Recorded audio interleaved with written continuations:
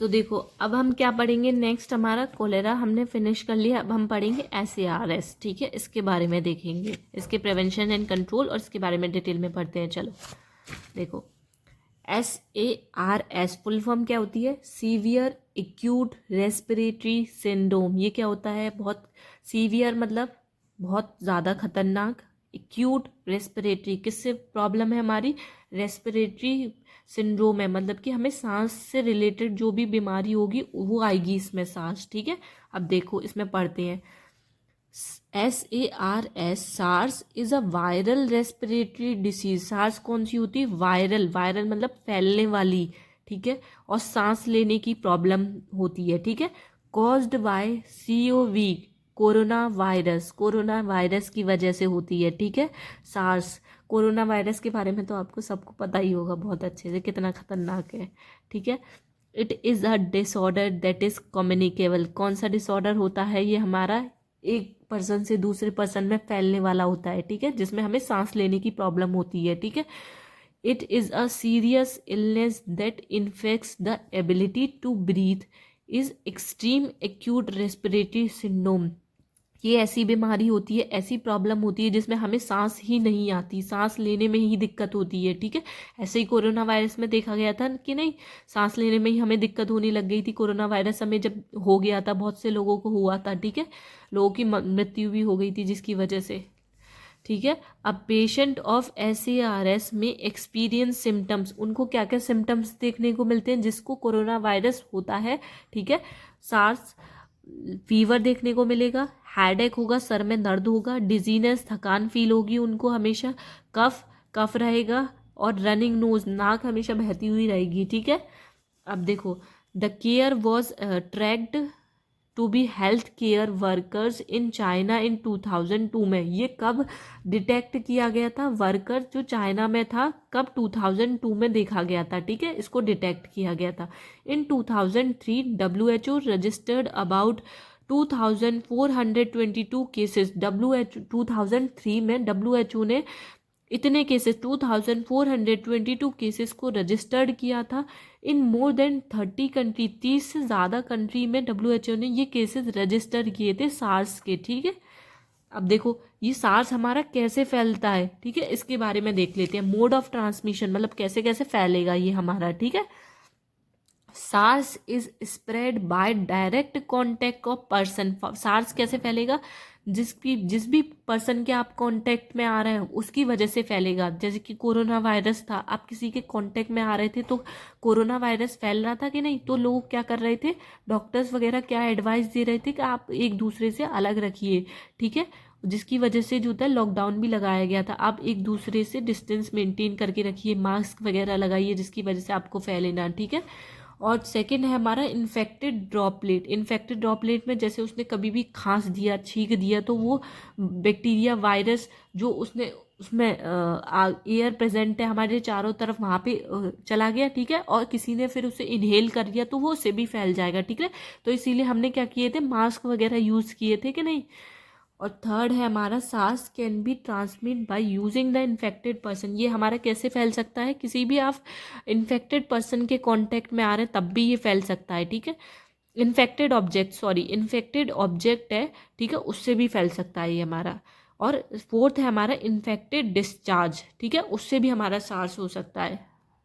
देखो नेक्स्ट देखते हैं सिम्टम्स क्या क्या है इसके, सिम्टम्स के बारे में देख लेते हैं। चलो पहला आएगा फीवर, फीवर होगा अगर सार्स होगा तो, ठीक है। सोर थ्रोट, ठीक है, और आपका जो गला है वो सूखा सूखा सा रहेगा हमेशा, ठीक है। कफ होगा और डिफ़िकल्ट इन ब्रीथिंग, सांस लेने में आपको दिक्कत फील होने लगेगी। नाक, रनिंग नोज, नाक हमेशा बहती बहती रहेगी, ठीक है। हेडेक, सर में हमेशा दर्द रहेगा। मसल पेन, आपकी मसल्स हमेशा दर्द करेंगी, ठीक है। लॉस ऑफ एपेटाइट, आपको भूख नहीं लगेगी। डायरिया हो जाएगा, नोजिया, जी मचलाएगा आपका, वॉमिटिंग, ठीक है, उल्टियाँ आएंगी। ये है हमारे सिम्टम्स हैं, ठीक है। अब देखते हैं इसका इंक्यूबेशन पीरियड कितना होता है, ठीक है।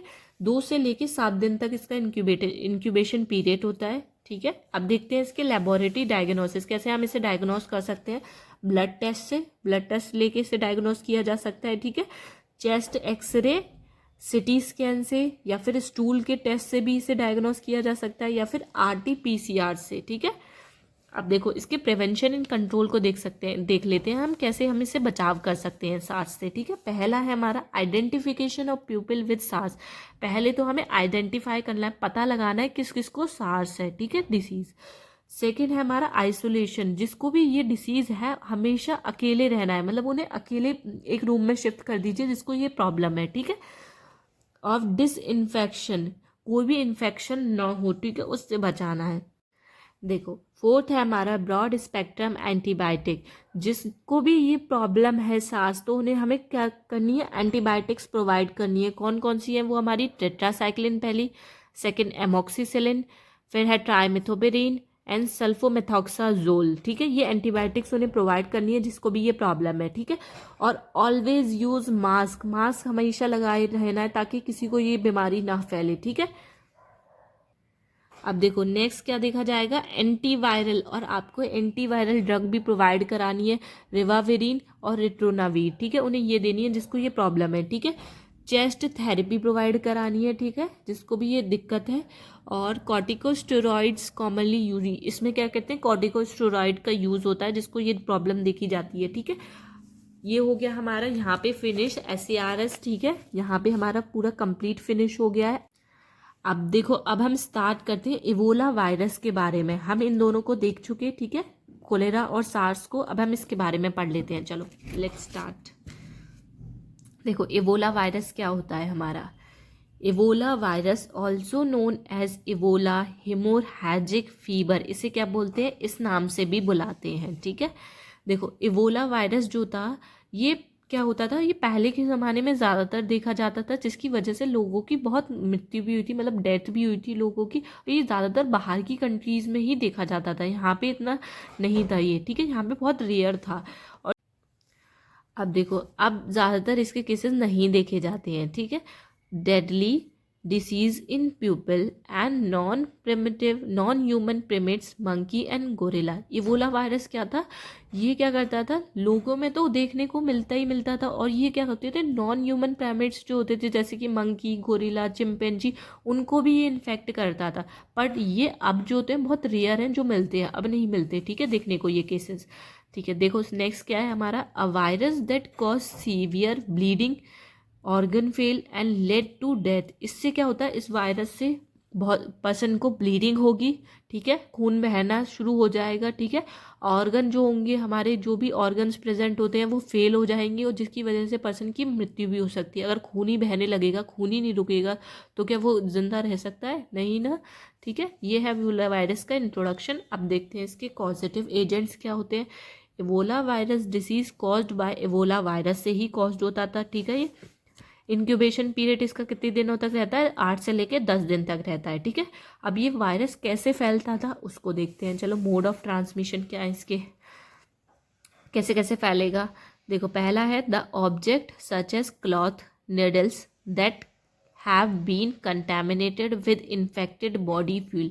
जैसे कि कोई भी पर्सन इन्फेक्टेड है, आपने उसकी इन्फेक्टेड निडल, सुई वगैरह उसकी दूसरे पर्सन को लगा दी, या तो उसको वायरस वो फैल जाएगा, ठीक है। इन्फेक्टेड चीज़ें आपको यूज़ नहीं करनी है, ठीक है। और या फिर उसके कपड़े वगैरह आपने किसी और को पहना दिए तो फिर उसकी वजह से भी फैल जाएगा, ठीक है, इसकी वजह से फैलता है। सेकंड क्या है हमारा, डायरेक्ट कांटेक्ट विद ब्लड और the other body fluid such as vomiting, breast milk, urine, sweat, semen. देखो इबोला वायरस कितना खतरनाक था, कैसे कैसे फैलता था, ब्लड के कांटेक्ट से तो फैलेगा ही, ठीक है। अगर आपने इन्फेक्टेड पर्सन का ब्लड दूसरे पर्सन को चढ़ा दिया, ठीक है, उसकी वजह से भी फैलेगा। और किससे फैलता था, जैसे कि वॉमिटिंग, कोई पर्सन वॉमिटिंग कर रहा है, breast milk, urine, sweat, semen, इससे भी फैलने के चांसेस होते थे उस वायरस की, बताओ, ठीक है। अब देखो हम इस वायरस को कैसे डिटेक्ट कर सकते हैं, लेबोरेटरी डायग्नोसिस कैसे कैसे डिटेक्ट कर सकते हैं, एलिसा से, ठीक है। सेकेंड है हमारा वायरस आइसोलेशन इन सेल कल्चर से डिटेक्ट हो सकता है, और RT-PCR से होता था, ठीक है। अब इसके साइन एंड सिम्टम्स क्या क्या देखे जाते थे, देखो पहला है बुखार आना, फीवर होगा उस पर्सन को, muscle pain and weakness, muscle में दर्द होगा और वीकनेस फील होगी, ठीक है। वॉमिटिंग, उल्टियाँ आएंगी, ठीक है। एब्डोमिनल पेन, पेट वगैरह में दर्द होना शुरू हो जाएगा, ठीक है। रैशेज होंगे, ठीक है। और फिर है डायरिया, फिर इंटरनल एंड एक्सटर्नल ब्लीडिंग, ये सिम्टम्स देखने को मिलेंगे जिसको ये वायरस होगा, ठीक है। Prevention and control of Ebola virus, इसको हम कैसे कंट्रोल और कैसे प्रिवेंट कर सकते हैं उसे देखते हैं। चलो, पहला है हमारा avoid contact with blood and body fluid, किसी के भी ब्लड इन्फेक्टेड पर्सन, इन्फेक्टेड जो ब्लड है और बॉडी फ्लूइड है उससे बचना है, ठीक है, उनको अवॉइड करना है। Avoid contact with semen, semen को भी कांटेक्ट में नहीं आना, ठीक है। अवॉइड हैंड शेकिंग, किसी से भी हाथ मिलाने से बचना है, ठीक है। वॉश योर हैंड, हमेशा हाथ धोते रहना है रेगुलर, और हमेशा ग्लव्स यूज़ करने, यूजिंग ग्लव्स, ठीक है। वैक्सीनेशन, वैक्सीन लेनी है, ठीक है, इस वायरस की ताकत आपको भी ना फैले, ठीक है। वियर प्रोटेक्टिव क्लॉथ, आपको जो ये वायरस आपको ना फैले इसीलिए आपको प्रोटेक्टिव क्लॉथ्स वगैरह पहन के रहना है, ठीक है, जिससे वो बच सके। आइसोलेशन ऑफ पेशेंट, जिस पेशेंट को ये वायरस है उसको हमेशा अलग एक रूम में रखना है, ठीक है, आइसोलेशन ऑफ पेशेंट। ये हो गया हमारा इबोला वायरस यहाँ पे फिनिश। देखो